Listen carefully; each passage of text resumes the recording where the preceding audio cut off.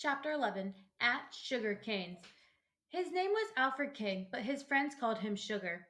Sugar Kane was the owner of one of the largest candy distributing companies in the East. Chances are, if you've ever bought candy east of the Ohio River, it came from Alfred Kane's warehouse. It was a very large business, but Sugar Kane was still interested in everyone who worked for him. So when he saw Mac's big rig pull up in the warehouse yard, Mr. Kane was very much relieved. So was Mac and Henry. They had made the telephone call to Mrs. Green, you see, and a happy, tearful conversation it was. As soon as Mac dropped off his load of candy, he was going to take Henry home.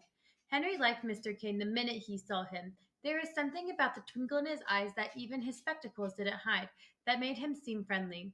In his gray hair and mustache, Mr. Kane looked not a little like Santa Claus. Henry liked Mr. Kane's office too. It was warm and cozy, and the walls were lined with shelves containing every single product the big warehouse handled. Imagine seeing every kind of candy bar, cookie, and cake all in one spot. It made you hungry just to be there. When they had seated themselves and recounted their adventures, laughing quite a bit in the bargain, Mr. Kane leaned forward in his chair and took a long, close look at Henry.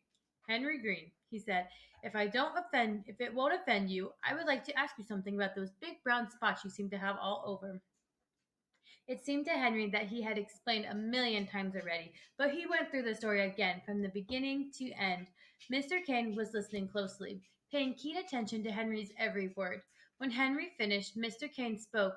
And so you say that this Dr. Fargo of yours called it chocolate fever, eh? Hmm. I find that terribly interesting. I find it just plain terrible, said Henry. Big brown ugly spots all over, looking like a freak, people staring at me, and all because of chocolate. And all because of chocolate, Mr. Kane echoed. He shook his head once or twice, and a strange look came over his face. There was a long silence. When Alfred Kane spoke again, it was in a quiet voice. Henry Green, he said, let me tell you a story. It's about a boy I once knew, a boy like you. Oh, this boy loved chocolate too, like you once did. Chocolate in the morning? Yes. Morning, noon, and night, he ate the magic stuff. And if you think you have invented new ways of chocolatiness, so did this lad. Chocolate covered fried chicken, chocolate French toast with chocolate syrup. There is no end to the ways of chocolate with this boy I'm speaking of. And like you, a strange thing happened to him. In fact, the very same thing. You mean, Henry said, suddenly excited. Yes, said the old man with a nod. Big brown spots all over. Chocolate fever! Henry exclaimed. The very same. Henry could hardly contain himself. But how did he?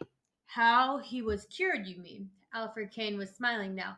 Well, the cure was in two parts, and the first was the most important. You see, this boy I once knew had learned a very sad lesson, as all young people must do.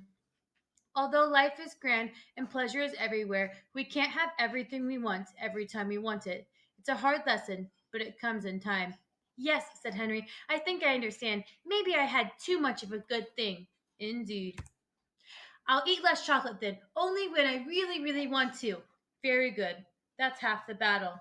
And the second half? Henry asked. Alfred King smiled. Very simple. When you think about it, what is the exact opposite of chocolate? What is the one flavor that is the reverse of chocolate we all know and love? Vanilla! Mr. Kane walked slowly to his desk, opened the top right hand drawer, and out a small white box. Vanilla pills, Henry Green. The very thing that will cure your chocolate fever within the hour. That is, if you have truly learned the first and hardest part of your cure. Henry could hardly speak. He wanted to laugh. He was so happy. He wanted to cry. He was so sad. But all he could do was nod. Wahoo! Max said with a whoop. Vanilla pills? Who would have thought it?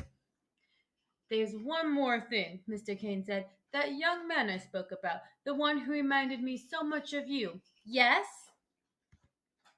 When he grew up, he decided to spend his life bringing joy and happiness to others. And the way he did it, you see, was to bring chocolate to the world, to make sure that when anyone wanted pleasure, there would be chocolate someplace close by. Henry thought he knew who the other boy was. His name, he asked. His name was Alfred Kane, said Alfred Kane, but his friends call him Sugar. Mr. Kane stepped forward and shook Henry's hand. Now you run along with Mac, and you take those pills on the way. I guarantee that your chocolate fever will be gone by the time you get home. Goodbye now, and remember what I've said. Goodbye, Mr. Kane, said Henry. You can call me Sugar. And you can call me Henry.